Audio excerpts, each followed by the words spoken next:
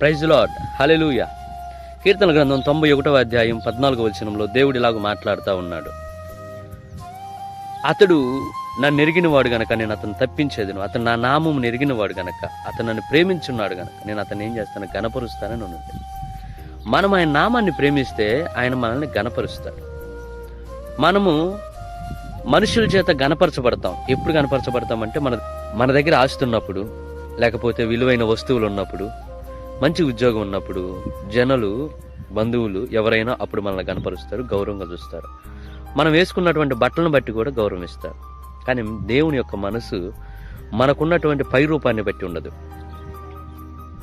మనం కలిగినటువంటి విరిగి నలిగిన మనస్సు, మనం ఆయన ఎంతవరకు ప్రేమిస్తూ ఉన్నాం, ఆయన నామాన్ని మనం ఎంతవరకు ప్రేమిస్తూ ఉన్నాం అన్న దాన్ని బట్టి దేవుడు మనల్ని గణపరుస్తాడు. ఏమండి, ఆయన నామాన్ని మనం గణపరిచామనుకోండి, ఎంతవరకు మనం గణపరచగలుగుతాం? ఆయన నామాన్ని మనం స్తుతించామనుకోండి, ఎంతవరకు మనం స్తుతించగలుగుతాం? మనం స్తుతించేది, మనం గణపరిచేది ఒక్క 1% కూడా ఉండదు లెక్కేసుకుంటే. కానీ ఆయన మనల్ని గణపరిచాడు అనుకోండి, అది నిత్యము ఉంటుంది. మనం ఆయన పని చేస్తున్నాం అనుకోండి, దేవుని సేవ చేస్తున్నాం అనుకోండి, ఎంతవరకు చేయగలుగుతాం? నేను ప్రార్థనలో దేవునితో ఒకటే మాట చెప్తాను, ప్రభువా నేను నీ పని చేస్తాను, నువ్వు నా పని చేయి. ఎందుకనంటే మనం దేవుని పని చేస్తే ఎంత చేయగలుగుతామండి? వారంలో 2 రోజులు, 3 రోజులు, లేకపోతే రోజుకొచ్చి 1 గంట. కానీ దేవుడు తన పని చేసాడు అనుకోండి, నిత్యం ప్రతి క్షణము ఆయన పని చేస్తూనే ఉన్నాడు అనుకో, మన పక్షమున మన క్షేమము, మన కాపుదల.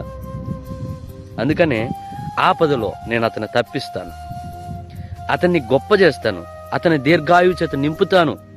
ఎప్పుడు ఈ మాటలు మనకి వర్తించి ఆశీర్వాదకరంగా మార్చబడతాయంటే ఆయన నామాన్ని మనం తెలుసుకున్నప్పుడు, ఆయన నామాన్ని మనం ఎరిగినప్పుడు, అప్పుడు దేవుడు మనల్ని అలాగూ గణపరుస్తాడు.